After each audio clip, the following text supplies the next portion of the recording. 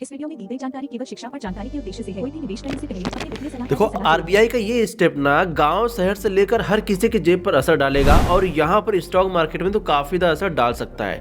दोस्तों यहाँ पर क्या हुआ है कि रेपो रेट में कुछ बदलाव किए गए हैं जो कि 5 दिसंबर को आज यहाँ पे अपडेट आपको बताने वाला हूँ। इससे क्या क्या हो सकता है अगर आप एफडी में पैसे जमा करते हैं, अगर आप स्टॉक मार्केट में इन्वेस्ट करते हैं, या फिर अगर आप लोन वगैरह लेते हैं, कोई कार का लोन ले रहे हैं या पर्सनल लोन ले रहे हैं, कोई भी चीजें आप कर रहे हैं जो कि पैसे से संबंधित है, बैंक से संबंधित है या फिर इन्वेस्टमेंट से संबंधित है, तो ये वीडियो खास करके आपके लिए होने वाला है। क्योंकि ये वीडियो आपको बताएगा कि आपकी जो ईएमआई है ये सस्ती होने वाली है या फिर जो यहाँ पे आप एफडी करवा रहे हो उस पर इंटरेस्ट ज़्यादा मिलने वाले हैं, या फिर आप समझ पाओगे कि अगर आप स्टॉक से या फिर म्यूचुअल फंड में इन्वेस्ट करते हैं तो इस पर आपके जेब पर क्या असर पड़ सकता है, आपके इन्वेस्टमेंट पर क्या असर पड़ सकता है। तो सब मिलाकर वीडियो काफ़ी ज़्यादा इंपॉर्टेंट होने वाला है। तो आपसे रिक्वेस्ट करना चाहूँगा वीडियो में आगे बढ़ने से पहले इस चैनल को सब्सक्राइब कर लेना, क्योंकि ऐसी अपडेट आपके लिए हमेशा हम लेकर आते रहते हैं जो कि आपके लिए काफ़ी ज़्यादा इंपॉर्टेंट होती है।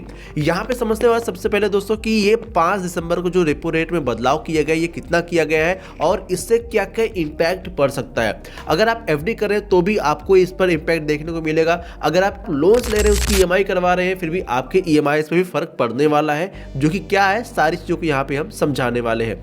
यहाँ पे दोस्तों सबसे पहले आपको आर्टिकल दिखा देते हैं। यहाँ पर क्या हुआ है कि आरबीआई ने रेपो रेट में बदलाव किया है। यहाँ पे दोस्तों आप देख सकते हैं RBI cuts repo rate by 25 basis point 5.25% as inflation provided at headroom. ठीक है, यानी यहाँ पे 25 बेसिस पॉइंट का यहाँ पे आपको रेपो रेट कट करते हुए दिखाई दे रहा है। और यहाँ पर जो चीजें आप यहाँ पे डिटेल में पढ़ सकते हैं, साथ में आपको यहाँ पे समझाने वाला हूँ जो चीज आप उसको समझिएगा। ठीक है, मैं आपको यहाँ पे एग्जांपल समझाने वाला हूँ। मान लो आप एक किसान हो, आपको बुआई जुताई के लिए पैसों की जरूरत होगी। अब यहाँ पे अगर आपको पैसे की जरूरत हुई तो आप कहाँ पे जाओगे? बैंक के पास लोन लेने के लिए। उसी तरीके से जो बैंक से अगर उनको पैसे की जरूरत होती है तो वो कहाँ पे जाती है? आरबीआई के पास में, और उनसे उधार लेती है। आरबीआई जिस हिसाब से उनसे पैसे लेता देता है उसे कहते हैं रेपो रेट। अब जब रेपो रेट बढ़ता है तो जो बैंक का उधार ये महंगा होता है, और जब रेपो रेट घटता है तो बैंक का जो उधार ये सस्ता हो जाता है। इस बार आरबीआई ने 25 बेसिस पॉइंट यानी लगभग 0.25% की यहाँ पे कटौती की है, मतलब बैंक को आरबीआई से पैसा सस्ता मिलेगा। अब देखो इसका सीधा सीधा असर कहाँ पे पड़ता है। तो अगर आप होम लोन लिए हैं तो होम लोन आपका यहाँ पे सस्ता होने वाला है। अगर आपका होम लोन फ्लोटिंग रेट पर है, यानी जो कि ज़्यादातर लोगों का यही होता है, तो ईएमआई थोड़ा यहाँ पे कम आने वाली है। मान लेते हैं अगर 20 लाख का होम लोन अगर आपने लिया है, तो एग्जाम्पल के लिए समझते हैं रेपो रेट पहले था 5.50% का, जो कि मान लेते हैं ईएमआई अगर 16,500 रुपये आती है, तो अब रेपो रेट हो गया 5.25%, यानी अब ईएमआई लगभग 15,900 से लेके 16,000 के बीच में ये आ सकती है। यानी हर महीने लगभग 400 से 600 की यहाँ पे आपको राहत देखने को मिल सकती है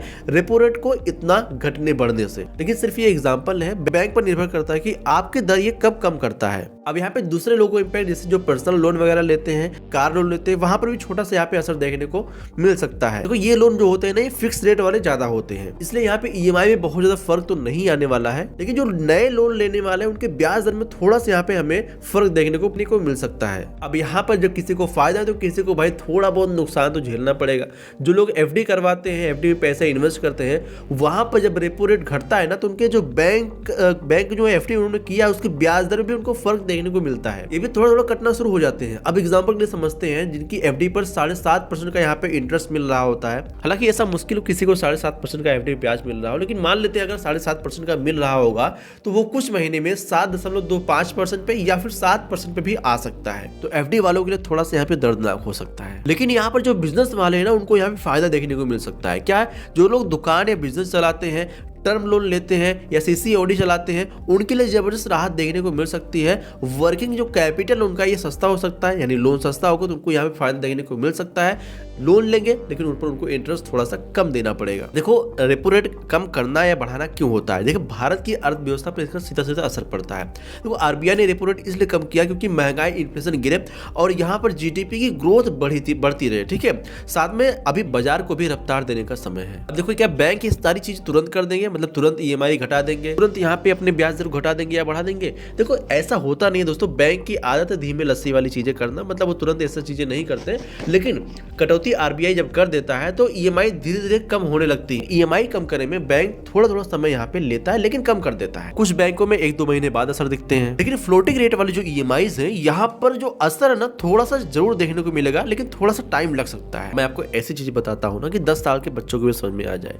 यानी रेपो रेट अगर यहाँ पे कम होता है तो बैंक को सस्ता उधार मिलता है, बैंक सस्ता लोन देगा, ईएमआई कम होगी, एफडी रेट कम मिलेगा, बाजार में पैसा बढ़ेगा और देश की रफ्तार भी यहाँ पर बढ़ेगी। और नुकसान क्या होगा, यहाँ पे एफडी पे आपको ब्याज थोड़ा कम मिलेगा, सीनियर सिटीजन को यहाँ पे दिक्कत हो सकती है जो लोग अपने पैसों को एफडी में करवाए हैं।